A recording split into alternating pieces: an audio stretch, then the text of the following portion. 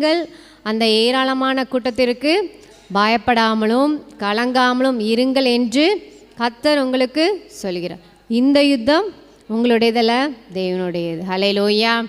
நம்ம உபவாசம் ஜெபம் பண்ண ஆண்டவரே அந்த யுத்தத்தை என்ன செய்கிறார்? நடத்துகிறார்.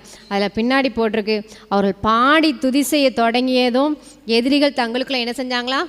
அதுதான் பாடல் வேலையை போட்டிருக்கோம். 22 வசனம் வாசிங்க.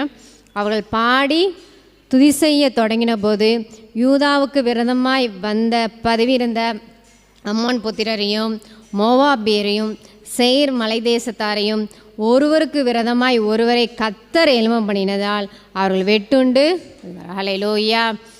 அந்த தேசத்தில் ஆண்டவர் அவர்களே தங்களுக்குள்ளே என்ன செய்கிறாங்க? நம்ம பாடல் படிக்க நமக்கு பின்னாடி ஒரு பெரிய அற்புதம் என்ன செஞ்சுக்கிட்டே இருக்கும். நான் இந்த ஜெபத்தில் வந்திருக்க நம்ம எல்லார் மேலேயும் ஆவியானவர் இறங்கிக்கிட்டே இருப்பார்.